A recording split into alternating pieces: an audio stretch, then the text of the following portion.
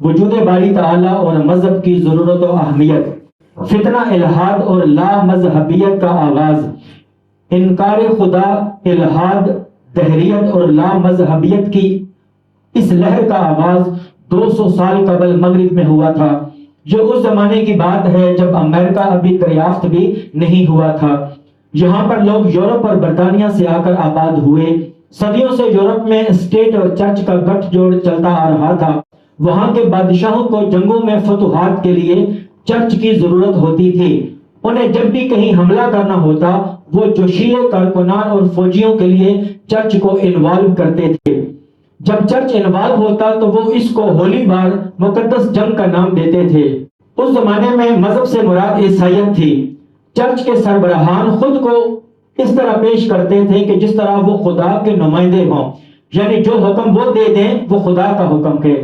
اس طرح کے مذہبی رویے اسلام کی آمد سے پہلے عرب میں بھی جاری تھے کہ جو کوئی دوسرے سے اختلاف کرتا تو وہ کافر ڈکلیئر کر دیا جاتا۔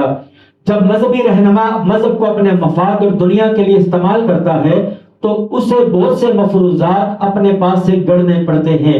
یہ رویہ جس زمانے میں پایا گیا اس زمانے میں اہل شعور طبقہ باغی رہا، یعنی کہ جس نے علم کی بات کی، عقل کی بات کی، شعور کی بات کی، ان کی مخالفت کی تو اسے باغی کہا جاتا تھا۔ آج کل بھی بہت سے لوگ اپنے مفاد کے لیے ایسا ہی کرتے ہیں، جبکہ کچھ لوگ سوشل میڈیا پر ویوز کے لیے اور پیسہ کمانے کی غرض سے ایسے مفروضات گڑھتے ہیں، اس کے برعکس سنجیدہ بات کرنے والوں کو ویوز نہیں ملتے۔ آج کے دور میں اگر آپ اچھائی، خوش خلقی کی بات کریں تو سوشل میڈیا پر لوگ سنجیدہ نہیں نظر آتے۔ اسی وجہ سے آج کا نوجوان نیوز بنانے کے لیے سچ کی فکر نہیں کرتا، جبکہ گالیوں اور اوریانی کو نوجوان انٹرٹینمنٹ سمجھ لیتے ہیں، جس سے انہیں ویوز ملتے ہیں اور وہ پیسہ کماتے ہیں۔ یورپ کے قدیم زمانے میں چرچ کے لوگوں کو یہ گوارا نہ تھا کہ کوئی بھی ان کی بات رد کر دے۔ اس وجہ سے انہوں نے 1000 سال تک سائنس کو دبا کر رکھا اور تحقیقات کو فروغ نہیں دیا تاکہ چرچ کو چیلنج نہ کیا جا سکے۔ یورپ کے اس 1000 سال کو ڈارک ایجز کہتے ہیں کیونکہ اس میں سائنس کو تقویت نہیں دی گئی۔ ریاست کو سائنس کے بجائے طاقت کی ضرورت تھی۔ مثلا گلیلیو منکر خدا نہیں تھا بلکہ سائنسدان تھا۔ جب اس کی کتب آئی تو اس کو گھر میں نظر بند کر دیا گیا اور پھر وہیں اس کی وفات ہوئی۔ اس کے علاوہ سائنس پر کسی اور کی بھی کتب آتی تو ان پر پابندی لگا دی جاتی۔ یہ جنگ یوں ہی چلتی رہی اور بالآخر سائنس جیت گئی، لیکن سائنس تب جیتی جب ریاست کو چرچ کی ضرورت نہ رہی، کیونکہ ریاست طاقتور ہو چکی تھی۔ یورپ میں جب ریاست طاقتور ہو گئی تو اس نے چرچ کو کمزور کرنا شروع کر دیا۔ جب چرچ کمزور ہوا تو کئی سائنسدان مذہب کے خلاف ہو گئے۔ ان کی نفرت اس قدر تھی کہ جب انتقام پر آئے تو انہوں نے صرف چرچ اور مذہب کا انکار ہی نہیں کیا بلکہ وہ خود کو جس خدا کے نمائندے کہتے تھے اس کا بھی انکار کر دیا۔ اسلام اور سائنسی علوم۔ 200 سال قبل جب سائنس طاقتور ہوئی تو ریاست نے سائنس سے الائنس کر لیا اور یہ الائنس چرچ کا دشمن بن گیا، جبکہ چرچ کو سنڈے سروسز کے لیے 4 دیواری میں بند کر دیا گیا۔ دراصل یہ سائنس کا انتقام تھا کہ اس نے مذہب اور چرچ کے رہنماؤں کا انکار کر دیا جو خود کو خدا کا نمائندہ کہتے تھے۔ اس انکار کی اصل وجہ عیسائیت کے وہ من گڑت تصورات تھے جو سائنس سے مطابقت نہیں رکھتے تھے۔ ان کی مذہبی کتب سائنس کو سپورٹ نہیں کرتی تھی۔ اس تاریخ کا مطالعہ کرنے کے بعد قرآن کو پڑھا جائے تو یہ بات روز روشن کی طرح عیاں ہوتی ہے کہ قرآن حکیم کی سائنس کے ساتھ صرف مطابقت ہی نہیں بلکہ سائنس کے بے شمار پہلوؤں کو قرآن سپورٹ کرتا ہوا نظر آتا ہے۔ اس وقت روئے زمین پر زندہ مذہب صرف دین اسلامی ہے۔ تاریخ یورپ میں جس مذہب کا تذکرہ ہوا وہ اسلام نہیں ہے۔ جب جدید علم جیت گیا اور مذہب کو شکست ہو گئی تو سائنس کے خلاف ایک تحریک کا آغاز ہوا جس میں اسلام کا کوئی عمل دخل نہیں تھا۔ یورپ میں ڈارک ایجز کے زمانے میں اسلام نور پھیلا رہا تھا، اس لیے یہ عرصہ اسلام کے لیے ڈارک ایجز نہیں تھا۔ جب یورپ تاریکی میں ڈوبا ہوا تھا اور سائنس پر پابندی تھی، اس زمانے میں اسلام دنیا کو سائنس کا علم دے رہا تھا۔ حضور نبی کرم صلی اللہ علیہ وآلہ وسلم پر جو پہلی وحی اتری اس کی آیات بھی علم اور سائنس کے موضوع پر مشتمل ہیں۔ پہلی وحی سائنس آف ایمبریالوجی پر نازل ہوئی۔ سورہ علق میں ارشاد باری تعالیٰ ہے اقرأ بسم ربک الذی خلق۔ اے حبیب اپنے رب کے نام سے آغاز کرتے ہوئے پڑھیے جس نے ہر چیز کو پیدا فرمایا۔ جس اسلام کی پہلی وحی علم اور سائنس پر مشتمل ہو، وہ دین سائنس کو کیسے رد کر سکتا ہے؟ ہسٹری آف دا عرب ایک معروف کتاب ہے جس میں پروفیسر ہیٹی بیان کرتا ہے کہ اس زمانے میں چونکہ سائنس ترقی کر رہی تھی تو جو سیارے دریافت ہوئے ان کے نام بھی مسلم سائنسدانوں کے نام پر رکھے گئے۔ پروفیسر ہیٹی نے لکھا ہے کہ عرب مسلمان سائنسدانوں نے میڈیسن کا علم یورپ، برطانیہ اور قسطنطنیہ تک پہنچایا۔ ابو القاسم الزہراوی کی کتاب التصریف اور باقی سائنسدانوں کی کتب ٹیکسٹ بک کے طور پر یورپ میں پڑھائی جاتی تھی، جبکہ یہ اس زمانے میں لکھی گئی تھی جب یورپ تاریکی میں ڈوبا ہوا تھا۔ جابر بن حیان کیمسٹری کا بانی تھا جس نے کلینیکل پیتھولوجی اور دیگر علوم کو پروموٹ کیا، اور یہ خود سیدنا امام جعفر الصادق رضی اللہ تعالیٰ عنہ کے شاگرد تھے۔ ابو یوسف الکندی نے سائنس کے بے شمار شعبہ جات کو ڈیولپ کیا۔ الخوارزمی نے الجبرا علم فلکیات میں تحقیقات کی، جبکہ الرازی نے بھی بے شمار سائنسی علوم، ٹائم اور سپیس پر کام کیا۔